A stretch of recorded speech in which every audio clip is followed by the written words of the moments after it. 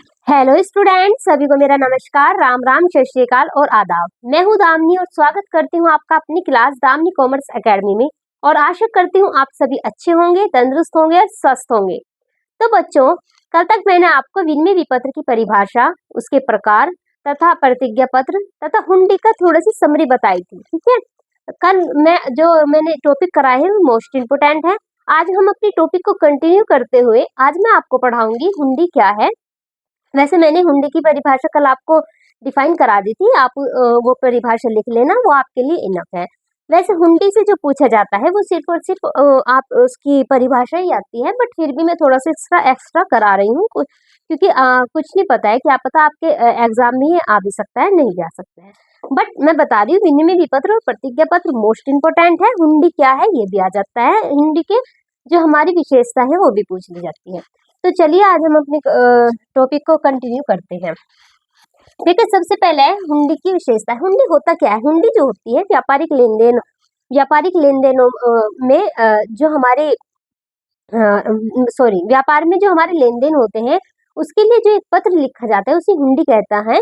और ये संग्रह ये एक संयुक्त भाषा के संग्रह शब्द से लिया गया है। ठीक है, हुंड से लिया गया है। हुंड का मीनिंग क्या होता है? हुंड का मीनिंग होता है कलेक्ट करना, संग्रह करना। याद रखना, हुंडी भाषा कहाँ से ली गई है? हुंड शब्द कहाँ से लिया गया है? संयुक्त जो हमारी संयुक्त भाषा है उसमें से हुंड शब्द निकला था। हुंड का मीनिंग होता है कलेक्ट करना।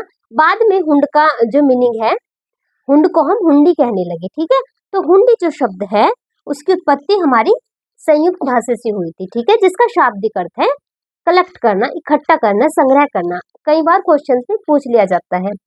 नेक्स्ट अब मैं आपको बताऊंगी कि ये इसकी विशेषता या लक्षण क्या होती है। देखो, इसकी विशेषताएं वैसे तो काफी सारी हैं, बट आपके लिए 10 यदि आप याद कर लेंगे तो आपके लिए इनफ है। ठीक है, देखिए जो फर्स्ट है इसका वो है हमारा भारतीय भाषाओं में लिखी जाती है। ये भारतीय भाषाओं में लिखी जाती है, किंतु ज्यादातर जो भाषा लिखी जाती है वो होती है हमारी हिंदी भाषा और मुड़िया भाषा। कौन सी? मुड़िया भाषा। मुड़िया भाषा में ही लिखी जाती है। नेक्स्ट है हमारा पॉइंट, पत्र की भांति लिखी जाती है। ये एक पत्र की भांति लिखी जाती है, इसमें कोई औपचारिकताओं का सामना हमें नहीं करना पड़ता, सिंपली हमें हेल्प के लिए या फिर हमें देने के लिए भी इसको लिखा जाता है। ठीक है, फिर है हमारा थर्ड पॉइंट, यह रीति रिवाजों के द्वारा नियंत्रण होता है, न कि विनिमय साधे विलय। मोस्ट इम्पोर्टेंट बात, ये इस पे कोई कानूनी दायरा नहीं है। इसका मतलब कहने का अर्थ ये है, ये कोई भी विनिमय साधे विलय के अंतर्गत नहीं आती है। इनफैक्ट ये रीति रिवाजों के अनुरूप लिखी जाती है, जो हमारे रीति रिवाज होते हैं। ठीक है, तो इस पर कानूनी कोई दायरा नहीं है। बट एक बात है, जो भी हमारा राज्य है, जैसे हमारा उत्तर प्रदेश राज्य है, अलग अलग राज्य है, तो हमारी जो सरकार होगी, हमारी जो राज्य स्तर की सरकार होगी, उस पर जो हमारे रीति रिवाज है बहुत इफेक्ट डालेंगे। तो यदि हम एक तरह से राज्य स्तर पर लेके चले तो इस पर कानूनी दबदबा रहेगा, बट हम नेशनल वे पे हम इसको नहीं बोल सकते। इसका कोई वो है, इसका कोई अस्तित्व है या कुछ भी बोल सकते हैं आप। सेकंड है हमारा थर्ड है हमारा मूल्यानुसार टिकट लगाया जाता है। इसको मूल्यानुसार टिकट लगाया जाता है, 5,000, 3,000, 4,000 का ये टिकट लगाया जाता है। इसमें फिर है हमारा इसका प्रयोग साधारणतः ऋण देने में, भुगतान करने में तथा धन का हस्तांतरण करने में प्रयोग किया जाता है। इसका प्रयोग कहाँ कहाँ पर किया जाता है? ऋण देने में किया जाता है, भुगतान करने में किया जाता है तथा धन का हस्तांतरण करने में भी किया जाता है। इसलिए मैंने कल आपको बताया था कि जरूरी नहीं देने वाला ही इसको लिखेगा। ठीक है, ये धन के हस्तांतरण के लिए यूज होती है। एक तरह से उसको सूचना देनी होती है कि भाई मैं इतनी धनराशि तुझ तक भेज रहा हूँ, इस तरह का ये प्रारूप होता है हमारा।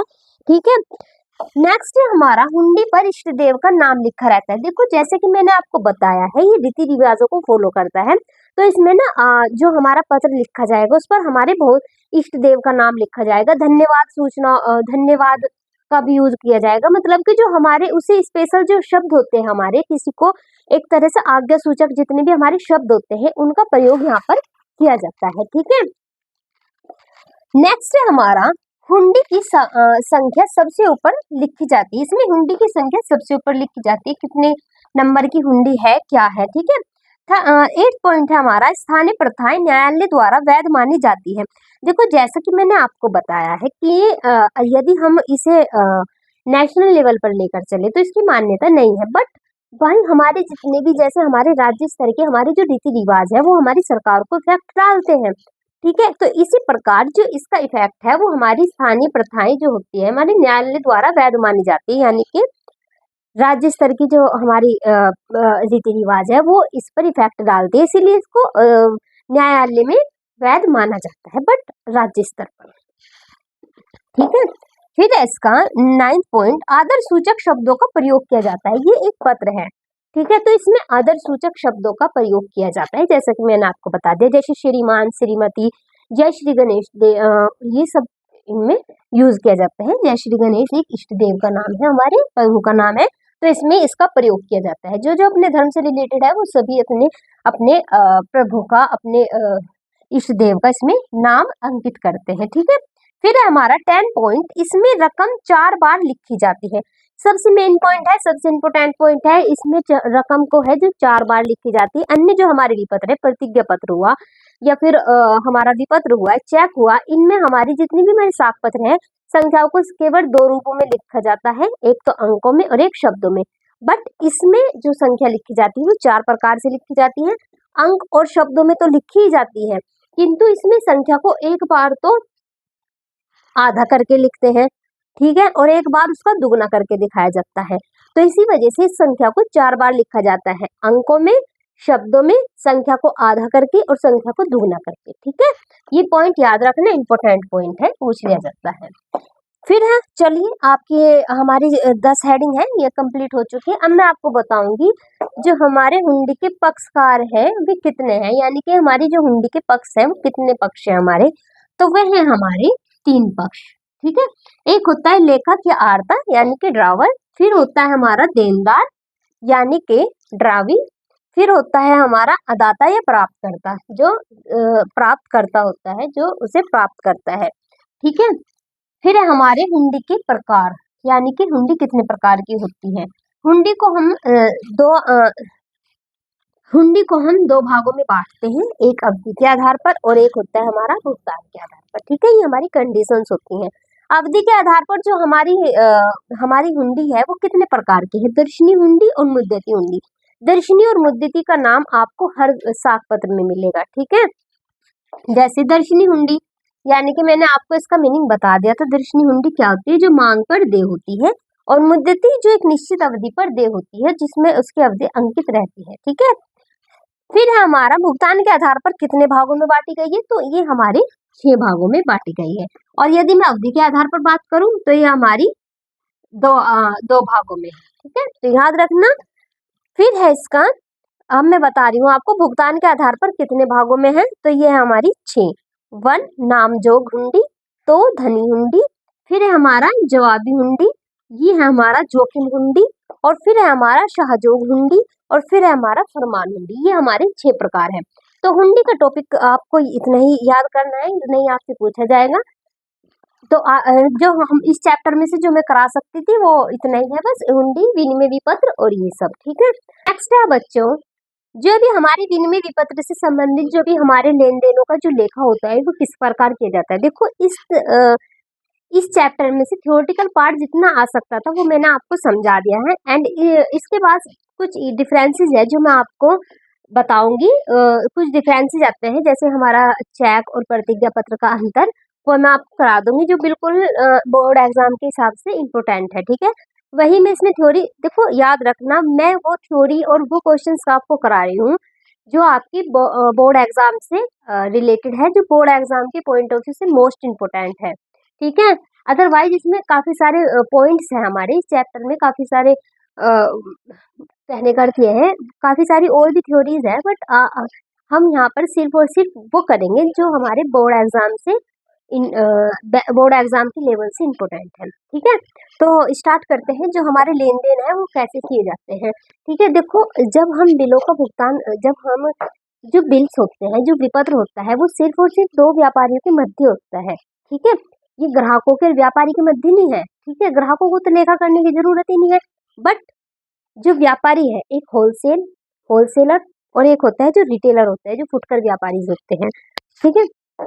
तो वे लिखते हैं, वो क्या करते हैं, बड़ी मात्रा में फुटकर व्यापारी क्या होते हैं? व्यापारी के यहाँ से जो बड़ी मात्राओं में सामान खरीदते हैं और फिर उनको ग्राहकों तक पहुंचाते हैं। ठीक है, तो ये किसके मध्य है? जो हमारी एंट्रीज है ये है हमारे व्यापारियों के मध्य।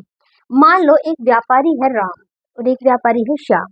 ठीक है, अब देखो भाई, जब बिल लिखेंगे तो दोनों ही अपने अपने अपनी अपनी पुस्तकों में उनका लेखा करेंगे। ठीक है, कहने का अर्थ यह है जो सामान खरीद रहा है वो भी लेखा करेगा और जो माल बेच रहा है वो भी लेखा करेगा। ठीक है, तो मैं सबसे पहले कंडीशन रखती हूँ कि जब माल को, है ना, विक्रय से विनिमय विपत्र से संबंधित जो जितने भी हमारे लेख हैं वो किस प्रकार किए जाएंगे। तो याद रखना, दो दो व्यक्तियों में होंगे ही लेखे, दो व्यक्तियों में लेन देन होंगे, तो दोनों ही अपनी अपनी पुस्तकों में लेखे करेंगे। फर्स्ट ऑफ ऑल हम चलते हैं लेखक की पुस्तकों में। लेखक की पुस्तक है जो हमारा विक्रेता है जिसने माल बेचा है। ठीक है, वो अपनी पुस्तकों में इसका लेखा कैसे करेगा? तो इसकी एक कंडीशन है, सबसे पहले वो क्या करेगा भाई, हम लेखक की पुस्तकों की बात कर रहे हैं, याद रखना, जिसने माल बेचा है यानी कि विक्रेता, इसको हम विक्रेता भी बोल सकते हैं। ठीक है, विक्रेता भी बोल सकते हैं। सबसे पहला है हमारा जो है हमारी हेडिंग, वो है हमारा उधार माल बेचने पर। भाई विपत्र कब लिखा जाता है? जब हम उधार माल बेचते हैं तभी हमारे विपत्र को लिखा जाता है। तो जब उधार माल बेचेंगे तो क्या एंट्री बनेगी हमारी? सबसे पहले उस व्यक्ति का नाम आ जाएगा। ठीक है, जैसे राम, यहाँ पर मान लो राम है। ठीक है, Ram account debit to sales account, simply है, ये आपने 9th क्लास में भी आपने एंट्री सीखी होंगी। ठीक है, तो हमारी जो जनरल एंट्री बनेगी वो क्या बनेगी? ये बनेगी हमारी debtors account debit, debtors personal यानी कि नाम आ जाएगा, जैसे राम को माल बेचा उधार तो राम का नाम आ जाएगा, to sales account, to sales account, sales हमेशा डेबिट। फिर आ जाएगा हमारा विपत्र की स्वीकृति प्राप्त होने का। अब क्या हुआ, जैसे ही उसने माल बेचा तो उसने विपत्र लिखा है।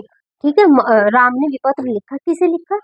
जिसे उसने माल बेचा। मान लो उसने शाम को बेचा। ठीक है, माल उसने शाम को बेचा तो शाम उस पर स्वीकृति देगा, अपनी स्वीकृति, भाई तुमने 15,000 रुपए का माल खरीदा है मुझसे, ये पकड़ो ये पकड़ो और इस पर स्वीकृति दो, अपनी स्वीकृति प्रदान करो, हस्ताक्षर करो इस पर। तो वो क्या करेगा, इसकी एंट्री करेगा। कौन करेगा? राम, राम करेगा एंट्री। अभी विक्रेता की बात चल रही है सिर्फ। तो उसके पास क्या हुआ, उसने बिल की स्वीकृति दिलवाई, तो बिल की स्वीकृति दिलवाने पर जो हमारी एंट्री होगी वो होगी हमारी बिल रिसीवेबल अकाउंट डेबिट। याद रखना, विक्रेता हमेशा बिल रिसीवेबल बोलेगा। ठीक है, विक्रेता जो भी होगा वो बिल रिसीवेबल बोलेगा, और जो ये होगा ये स्वीकर्ता जो होगा यानी कि स्वीकारकर्ता जो होगा यानी कि क्रेता जो होगा वो हमेशा बिल पेबल लिखा जाएगा, क्योंकि वो बिल का पे करेगा और ये बिल को रिसीव करेगा। तो इसकी एंट्री क्या बनेगी? बिल की स्वीकृति होने पर बिल रिसीवेबल अकाउंट डेबिट। ठीक है, टू डेब्टर्स अकाउंट, जो पैसे देने वाला है उसको हम नीचे लिख देंगे। ठीक है, यानी कि यहाँ पे राम आ जाएगा, bill BR account debit to Ram, देनदार कौन है? राम। ठीक है, ये समझ गए आप? फिर आ गया हमारा थर्ड पॉइंट, इसमें भुगतान प्राप्त होने पर, यानी कि भाई भुगतान प्राप्त हो गया हमें। ठीक है, तो क्या करेंगे? जैसे हमें भुगतान प्राप्त करेंगे, पैसे उससे लेंगे और उसको बिल वापस कर देंगे। ठीक है, तो हमारे आपने गोल्डन कॉमर्स के जो गोल्डन रूल्स हैं उन्हें भी आपने पढ़ा होगा। तो इस सबसे पहले एंट्री क्या बनेगी हमारी? भुगतान प्राप्त होने पर, यानी कि bank account debit to BR account, पैसा आया बिल वापस कर दिया, आने वाली चीज डेबिट और जाने वाली चीज क्रेडिट। ठीक है, तो क्या कहता है हमारा गोल्डन रूल कि भाई bank account debit to BR account debit. तो यहाँ तक इसका फिनिश हो गया, अब इनका कोई लेन देन नहीं है। इसकी नरेशन बनेगी for the payment two of BR receivable. ठीक है, क्योंकि पैसा उसने दे दिया, जब उसका पैसा आ गया तो बिल किस चीज का रह गया, वो बिल को अपने डिस्ट्रॉय कर देगा, बिल को अपने संभाल कर रखेगा, कुछ भी करेगा, वो उसकी मर्जी है। कौन? क्रेता को। इसने तो क्रेता को दे दिया। अब चलते हैं हम क्रेता की पुस्तकों में। अब तक हमने विक्रेता की पुस्तकों का पढ़ा था, अब हम पढ़ेंगे क्रेता की पुस्तकों में। अब याद रखना, क्रेता की पुस्तकों में कैसे बनेगा? भाई इसने माल खरीदा है, इसने तो माल खरीदा है, तो क्या बनेगी एंट्री? माल का क्रय करने पर purchase account debit to creditors personal account. किससे खरीदा है? उधार माल खरीदा है इसने राम से, तो यहाँ पर आ जाएगा इसका राम का नाम। ठीक है, किसी का भी क्रेडिटर्स पर्सनल अकाउंट का मतलब होता है किसी का भी नाम, कुछ भी नाम दे सकते हैं, वो आपको किसी फर्नीचर वाले का नाम दे सकते हैं, वो आपको किसी राम, श्याम, मोहन कुछ भी बोल सकते हैं वो आपको, और जिसका भी व्यक्ति का नाम दिया गया होता है उसी का हम यहाँ पर नाम लिखते हैं। ठीक है, नेक्स्ट अब हमारी जो एंट्री बनेगी वो बनेगी विपत्र स्वीकार करने पर। भाई इसने विपत्र को स्वीकार कर लिया, इसने अपने एक्सेप्ट कर लिया, इसने एक तरह से अपनी स्वीकृति प्रदान कर दी। तो स्वीकृति प्रदान करने पर क्या एंट्री बनेगी, किसके खातों में, क्रेता के खातों में। यहाँ बात चल रही है क्रेता की, ठीक है, क्रेता की यहाँ पर बात चल रही है। क्या बनेगी विपत्र स्वीकार करने पर, creditors account, creditors personal account. ठीक है, कौन है इसका क्रेडिटर्स, कौन है इसका क्रेडिटर्स, किसको इसको पैसे देने हैं, राम को देने हैं जो कि हमारा विक्रेता है। तो क्या बनेगा, Ram account debit to bill payable. ये हमेशा बिल पेबल का यूज करेगा क्योंकि इसको बिल को पे करना है। फिर हमारा है इस पर बनेगा ये एक्सेप्टेशन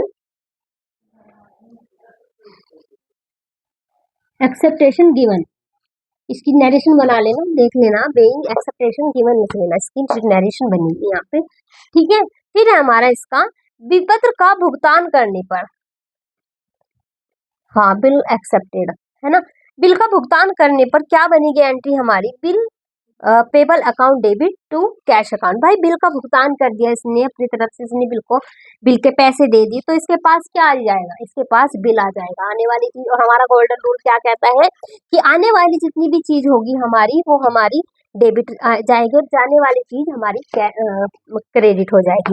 तो आया क्या है व्यक्ति के पास, आया है बिल, आया है बिल पेबल, आया है account debit to cash account, और कैश हमारे चला गया है ना। आप गोल्डन रूल पढ़ना, जर्नल एंट्री आपने 9th क्लास में कर ली होगी। तो ये हमारी एंट्रीज होती है, किससे रिलेटेड होती है, ये हमारी विनिमय विपत्र से संबंधित हमारी रिलेटेड होती है।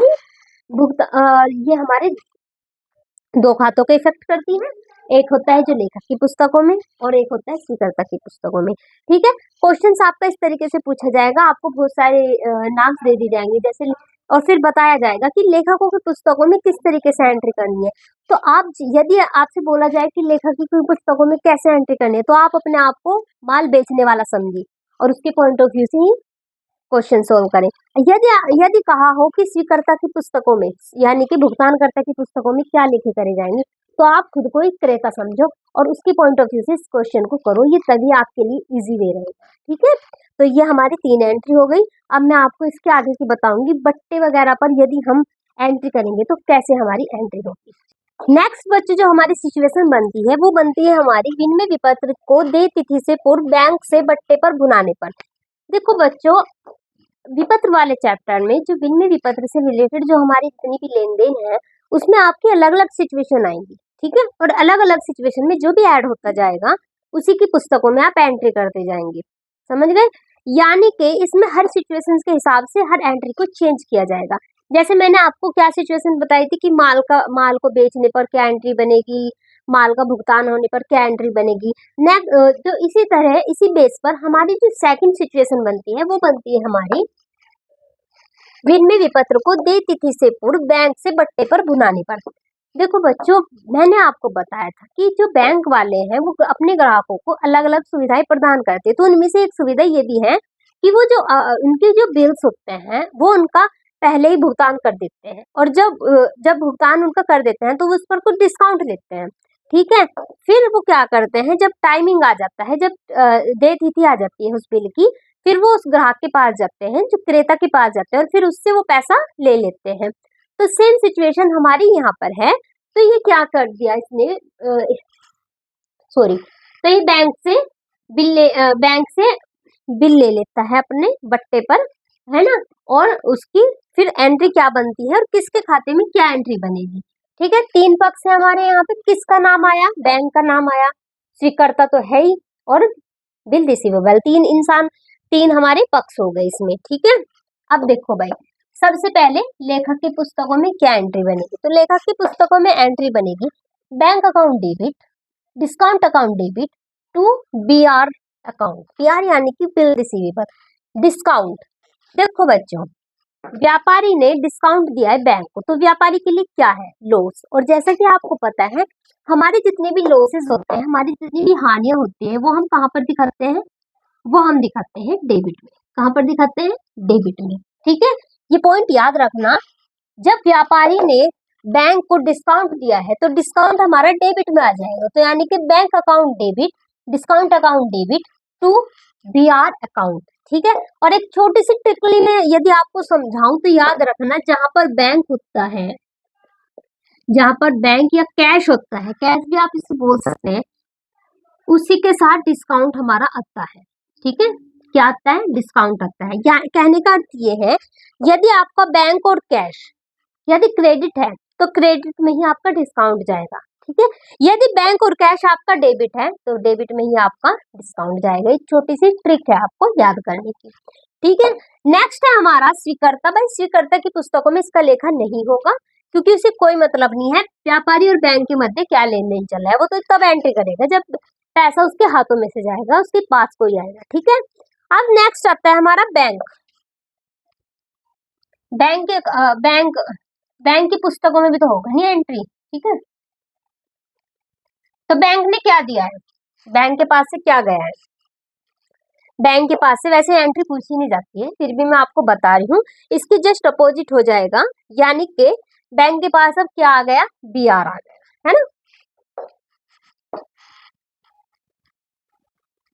बीआर अकाउंट डेबिट टू क्या गया है? पैसा गया है, टू कैश अकाउंट और टू डिस्काउंट, क्योंकि इसको डिस्काउंट भी प्राप्त हुआ है। ठीक है, ये इसकी एंट्री बन जाएगी बैंक में। ठीक है, ये वैसे पूछा नहीं जाता, बस मैं थोड़ा अपनी तरफ से इसको ऐड कर रही हूँ, क्योंकि हमने पक्ष जोड़ दिया ना, क्योंकि अब बैंक और किसके मध्य है? अब देखो जो बिल है वो किसके मध्य है? बैंक और व्यापारी के मध्य है। अब बैंक क्या करेगा? बैंक अपना जो है डिस्काउंट काट कर पैसे इसको दे देगा। जैसे 3 लाख रुपए है, इसने डिस्काउंट काट के पैसे इसको दे दिया विक्रेता को। अब बिल किसके पास है? बैंक के पास है। बैंक वाले क्या करेंगे? बिल का भुगतान किसके पास लेने जाएंगे? क्रेता के पास। ठीक है, चलिए ये सिचुएशन हमारी हो गई। नेक्स्ट हम सिचुएशन समझते हैं अपनी विपत्र का बेचान करने पर। बेचान मैंने क्या बताया था? बिल किसी और को ट्रांसफर करने पर, यानी कि प्राप्तकर्ता कोई और बन जाता है। देखो क्या करते हैं व्यापारी, व्यापारी क्या करते हैं, जैसे 3 व्यापारी हैं, ठीक है, क्रेता विक्रेता। ठीक है, और जो विक्रेता है वो भी किसी से पैसा मतलब माल खरीदता ही होगा, तो वो क्या करता है, वो जिससे भी माल खरीदता होगा, जिससे भी वो माल लेता होगा, उससे माल ले लेता होगा उधार, और वो कहता होगा ये आप एक काम करो, जिसे मैंने माल बेचा है आप उस बिल का भुगतान ले लेना। यानी कि उसने अपना अपने बिल का बेचान कर दिया, अपने बिल का अधिकार किसी और को दे दिया। वो क्या करेगा? वो वाला जो तीसरा पक्ष होगा वो उस वाले के पास जाएगा जो हमारा स्वीकर्ता है बिल का, और उसे ये कहेगा कि भाई पैसे दे दे मुझे ही, है ना, मतलब इस तरीके से वो बिल को रिसीव करेगा। तो ये बेचान करता होता है, यानी कि बिल का अधिकार किसी और को दे देता है भुगतान प्राप्त करने का। तो क्या होगा? देखो लेखक की पुस्तकों में या बेचानकर्ता की पुस्तकों में उसकी एंट्री कैसे होगी? तो ये होगी हमारी creditors personal account debit to bills account. ठीक है, जिसका नाम आएगा, जो क्रेडिटर्स है उसका नाम आ जाएगा टू बिल्स रिसीवेबल अकाउंट आ जाएगा। सेकंड जो हमारा पॉइंट है, सेकंड जो हमारी बेचान प्राप्त करता प्रस्थांकित जिसको किया गया है कि पुस्तकों में लेखक क्या होगा, तो वो होगा हमारा BR account debit to endorser's account personal account debit. ठीक है, सॉरी क्रेडिट। ठीक है, to account for the endorsed BR bill receivable का एंडोर्स किया गया, इसको प्रस्थांकित किया गया है। सेकंड हमारी जो थर्ड सिचुएशन बनती है वो बनती है हमारी विपत्र को संग्रह के लिए बैंक में भेजने पर। भाई विपत्र को संग्रह के लिए बैंक में भेज दिया है व्यापारी ने, इसका कलेक्शन अब क्या करेगा? बैंक करेगा। देखिए कभी कभी क्या होता है, बैंक जो है वो व्यापारी को एक तरह से व्यापारियों को, हाँ कभी कभी नहीं, ज्यादातर अब तो होने लगा क्योंकि दायरा बढ़ चुका है बैंक के वर्क का, तो क्या करेगा? बैंक सुविधाएं देता है अपने व्यापारी को, वो कहता है आपके बिलों का कलेक्शन मैं करूंगा। वैसे भी यदि व्यापारी ने बिल को बैंक से बुना लिया है तो अब ऑब्वियसली उसका जो कलेक्शन है बैंक ही करेगा। ठीक है, तो इसमें क्या एंट्री बनेगी? लेखक की पुस्तकों में क्या एंट्री बनेगी? Bill for a collection account debit, bill को उसने कलेक्शन के लिए भेज दिया है to BR receivable account, to BR receivable account, ठीक है। फिर है हमारा बैंक से वसूली की सूचना प्राप्त होने का बाद, बैंक को वसूली हो गई, बैंक की वसूली हो गई, यानी कि सॉरी जो ये है लेखक, इसको पता चल गया कि बैंक ने वसूली कर ली है, तो वो उसके लिए क्या एंट्री बनाएगा, बैंक अकाउंट डेबिट, क्योंकि उसके पास पैसा आया है, ठीक है।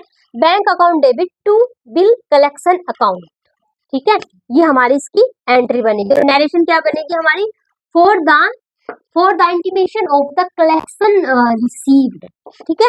नेक्स्ट है हमारा स्वीकर्ता की पुस्तकों में, भाई स्वीकर्ता की पुस्तकों में क्या लेखा बनेगा, तो स्वीकर्ता की पुस्तकों में इसका कोई लेखा नहीं बनेगा, ठीक है। फिर हमारी फिर हमारी एंट्री किस किस में होगी, बैंक की पुस्तकों में एंट्री होगी। तो बैंक की पुस्तकों में एंट्री क्या बनेगी भाई, ग्राहकों से विनिमय विपत्र प्राप्त करने पर। दो सिचुएशन आती है, तो क्या होगा, bill receivable account debit to customers account, customer यानी कि क्रेता, जो भी हमारा है, जो भी जिसका भी नाम है वो आ जाएगा यहाँ पर। फिर for BR from the customer, ठीक है। अब फिर सेकंड एंट्री है हमारी स्वीकर्ता से धन प्राप्त करने का, यानी कि क्रेता ने पैसा दे दिया है बैंक वालों को दिया है, ठीक है।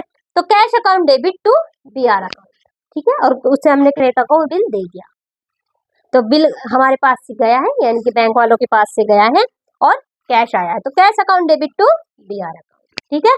आपको जो हमारी जनरल एंट्री है उसकी जो हमारे गोल्डन रूल है वो आपको जरूर पढ़ने पड़ेंगे, उसके बिना आपसे क्वेश्चन नहीं होगी, ठीक है। वैसे भी जनरल एंट्री आपने 9th क्लास में कर ही ली होगी, आपने गोल्डन रूल भी हमारे 9th क्लास में पढ़ लिए होंगे। बिना गोल्डन रूल को लर्न किए बिना आप अकाउंट नहीं कर सकते, ठीक है।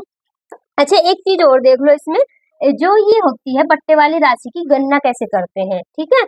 तो क्या करेंगे इसमें गणना, विपत्र की राशि आ जाएगी, गुना समय आ जाएगा, टाइम आ जाएगा, गुना दर आ जाएगी, अपॉन यानी कि बटे 12 गुना 100, यानी कि विपत्र की राशि amount into time into rate upon 12 into 100, ठीक है।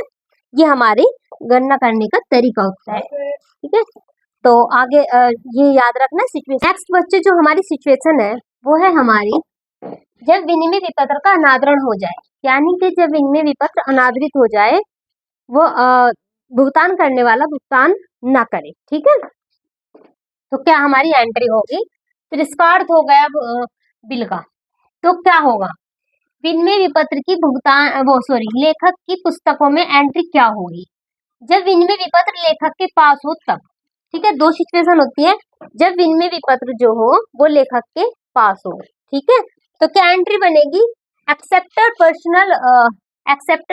Personal account debit to bill receivable account, ठीक है।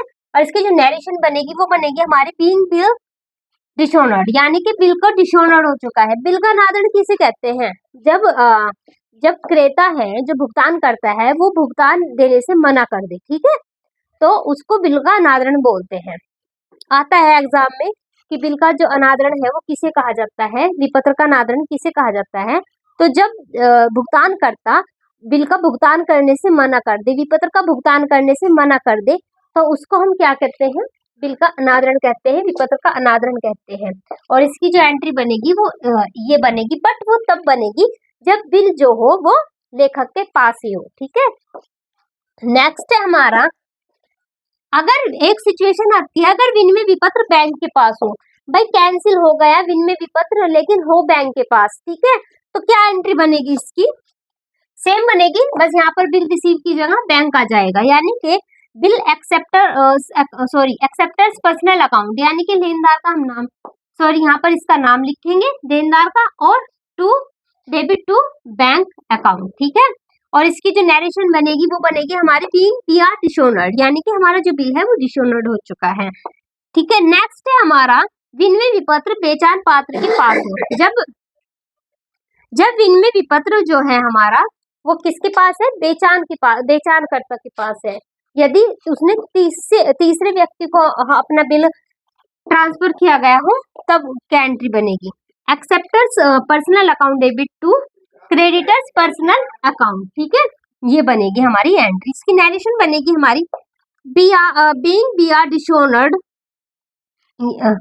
ठीक है। नेक्स्ट है हमारा फोर्थ है जो हमारा, वो है हमारा विनिमय विपत्र संग्रह के लिए बैंक के पास हो।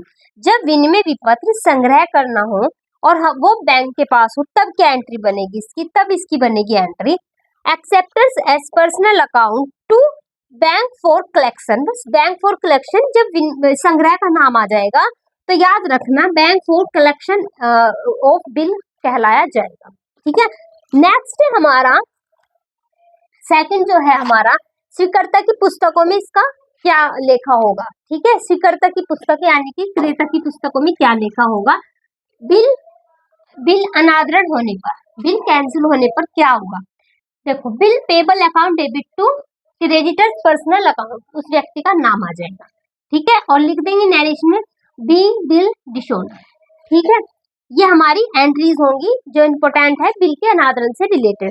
बिल के अनादरण की डेफिनेशन एग्जाम में जरूर पूछी जाती है। अनुग्रह दिवस क्या होता है ये भी पूछा जाता है। अनुग्रह दिवस क्या होता है, जब बिल की देय तिथि आती है तो उससे एक्स्ट्रा के 3 दिन देना वो अनुग्रह दिवस कहलाते हैं। याद रखना अनुग्रह में 3 ही दिवस मिल दिए जाते हैं, ठीक है। नेक्स्ट है हमारा